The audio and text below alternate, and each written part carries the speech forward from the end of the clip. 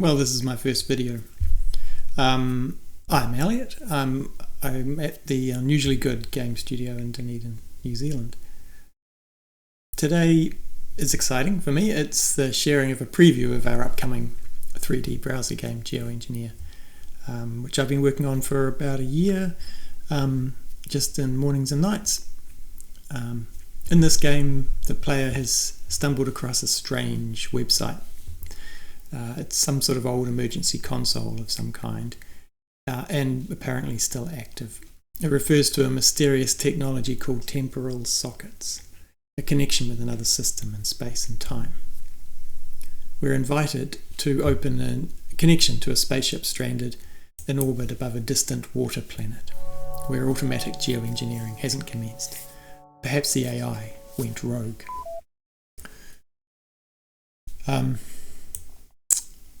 Through this emergency console, we will take control of the terraforming rig. It will be up to us to deploy and engineer the power grids to manipulate the atmosphere and make the planet habitable before it's too late. So there was a little AI capture at the beginning there, which tried to prevent human intervention, but we got through that. And now there's a guide. This just tells us how to use the surface. I won't go through all of it, but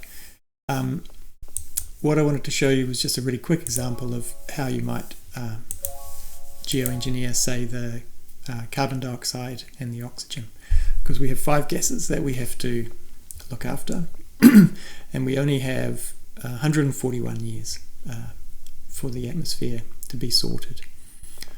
So each one has an initial level and a target. The bars they're red because they're not converging on a target at all, because we haven't done anything.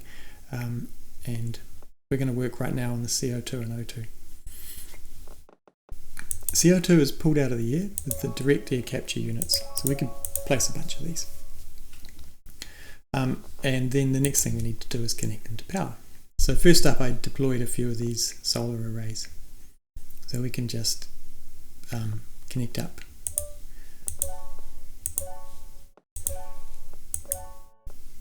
as many of these as we want. Ordinarily in a game, power cable is quite scarce, so you'd want to be a bit more sensible than I am here. What we're looking at is not a video feed from the planet Indus. It's just an AI visualization of what it seems to be happening based on the telemetry which is coming through the log here. It's accurate enough for us to operate the whole rig. So these machines have all powered on, and their carbon capture units have animated out and switched on and ready. But if we hover over them, we'll see that they're all complaining about having no sequestration hub. And that's because the way these machines work is they split the carbon dioxide into carbon and oxygen.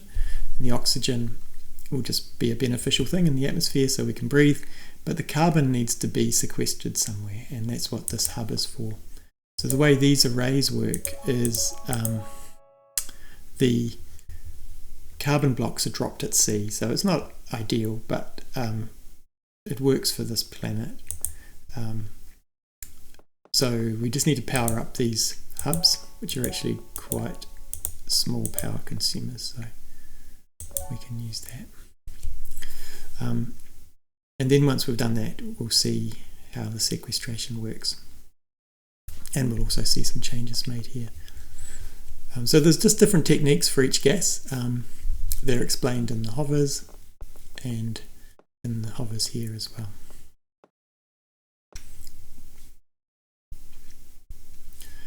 Up here we can choose to, we can adjust the camera. We look from any angle or from above. And we can show and hide different layers. The tiles are just coloured according to the group that they're part of, which are up here as well. Those are the modules themselves. There's the power cables, there's the drones, and here's a nice data layer where we can see everything that's happening. So what we should start to see happening is these are carbon delivery drones taking the carbon from the DAC units across to the sequestration hubs. because that is now happening, these DAC units have all got an efficiency. The efficiency depends upon how quickly the drones can get across there. So if you've got traffic congestion in your skies, then that's going to impact it. Having a big group like this is probably not the best way to do it. This bar's gone yellow because it's less than 141 years. So CO2 has been projected to be adequate, but there's not a lot of redundancy there. And so if anything went wrong in the next 140 years, then that might be at risk of failure.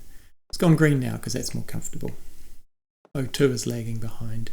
And the only way to get more O2 out is just to put some more of these units in. So each of the gases is different. You can hover over and reclaim cables and reclaim machines back into space as well.